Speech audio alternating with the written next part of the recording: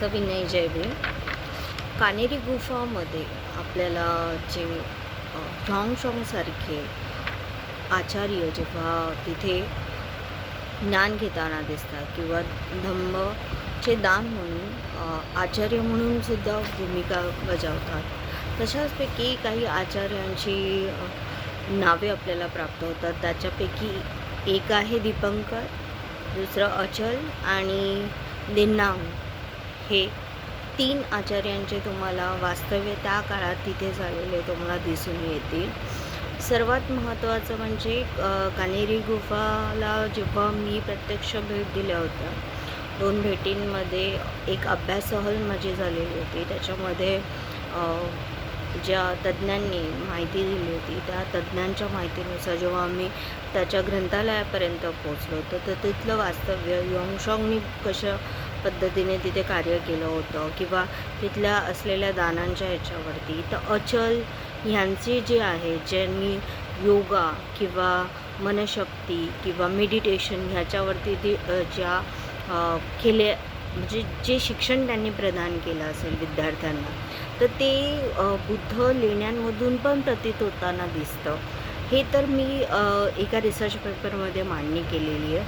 अचल यांचा जर तुम्ही अभ्यास करायला गेला, हे आचार्य जे होते ते गुहेमध्ये राहून योगा आणि ध्यान साधनेवरती त्यांचा पूर्ण फोकस होता आणि त्यांचं तत्त्वज्ञान त्याच्याविषयी होतं, म्हणजे चित्ताची शुद्धी जी आहे ती किंवा निर्वाणापर्यंतचं.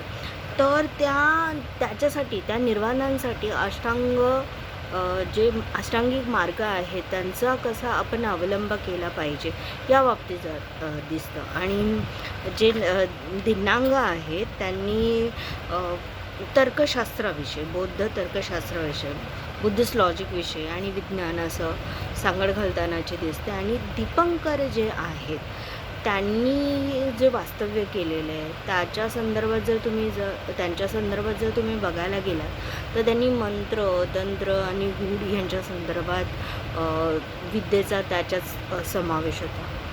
तर अशा पद्धतीने बौद्ध धम्माचा प्रसार करताना नेमकी दीपंकर हे कुठले किंवा त्यांची ओळख काय तर आपण जाणून घेऊया. दीपंकर श्री ज्ञान यांना आचार्य अतिशा म्हणून ओळखले जाते. त्यांचा जन्म इसवी सन 980 साली गोंड येथे एका राजघराण्यात झाला. त्यांनी राजवैभव सोडून कृष्णगिरी येथील विहारात आचार्य राहुल गुप्त यांच्या मार्गदर्शनाखाली श्रामणेरची दीक्षा घेतली. वयाच्या 19व्या वर्षी अदोंतपुरी विश्वविद्यालयाच्या महासांगिकांच्या आचार्य शिलारक्षितांनी त्यांना भिक्षू बनण्याची उपसंपदा दिली आणि त्यांचे नाव दीपंकर श्रीज्ञान असे ठेवले. वयाच्या 31व्या वर्षी आचार्य धर्मरक्षित यांनी त्यांना पुन्हा दीक्षा दिली. ते थेरीवादाचे तसेच महायानातील वैश्विकांचे आणि तंत्रयानांचे पंडित होते. अशा तऱ्हेने संपूर्ण शिक्षण घेतलेल्या सुवर्णद्वीपाला पेगू येथील थतोन येथे गेले. तेथे आचार्य चंद्रकीर्तींनी त्यांना पुन्हा दीक्षा दिली. तेथे 12 वर्ष शिक्षण घेतल्यावर ते पुन्हा श्रीलंकेच्या मार्गाने मगधात आले. त्यांनी वज्रासन, बुद्धगया येथे वादात अनेक तीर्थंकरांचा पराभव केला. लवकरच त्यांना मगध आणि गोंडच्या भिक्खू संघाचे नायक म्हणून निवडले गेले.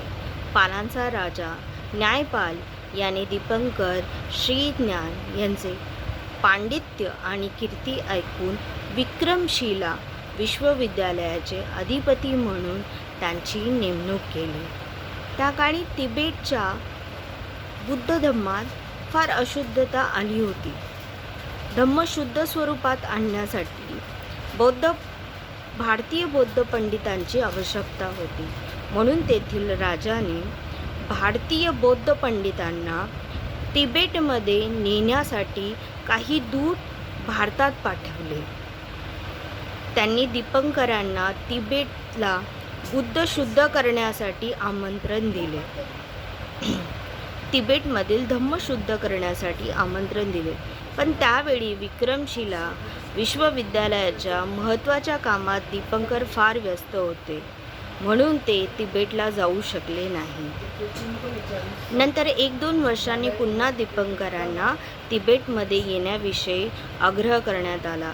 रत्नकीर्ती, वैराचन, नेपाळचे कनकश्री वगैरे पंडितांनी विक्रमशिलातील काम सोडून तिबेटला न जाण्याचा आग्रह केला, पण तरीही दीपंकर तिबेटांच्या दूतांच्या विनंतीला मान देऊन तिबेटला निघाले.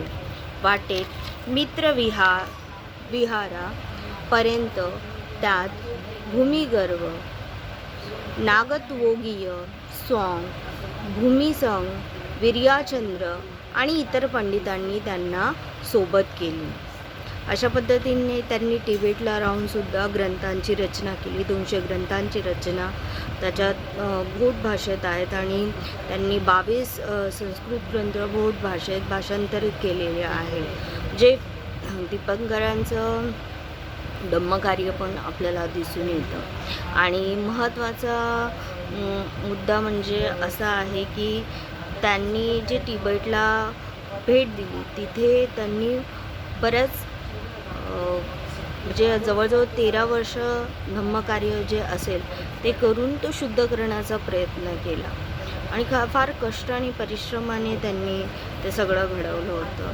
तर आणि विक्रमशिला म्हणजे ह्याच्यानंतर ते पुन्हा ते तिबेटनंतर मग विक्रमशिलेच्या मुख्यद्वाराजवळ जे येतात, मग भारतामध्ये आलेल्या ज्ञान घेण्यासाठी आलेल्या तिबेटियन किंवा इतर जे अन्य देशातले आहेत शिष्य, त्यांची परिस्थिती, त्यांचा याचा मान ठेवणं, या सगळ्याच बाबींचा अभ्यास आपल्याला बौद्ध तत्त्वज्ञानामध्ये करायला मिळतो आणि त्याचे दाखले, त्याचे पुरावे आपल्याला आपल्याच याच्यामध्ये मिळतात. आणि त्याच्यापैकी कानेरी आणि विक्रमशिला इथे तुम्हाला दिसून येते. आणि दक्षिण भारतातील जर भाग बघितला तुम्ही, अमरावती, नागार्जुनकोंडा, भत्तीप्रोला, क्रांची, महाराष्ट्रातील कानेरी, अजिंठा इत्यादी बौद्ध विश्वविद्यालयातून म्हणजे ही जी माहिती आहे ती तर तुम्हाला मिळतच जाते. म्हणजे ती अजून द्विगुणित होऊ शकते जर त्याच्यामध्ये आणखीन संशोधन केलं तर.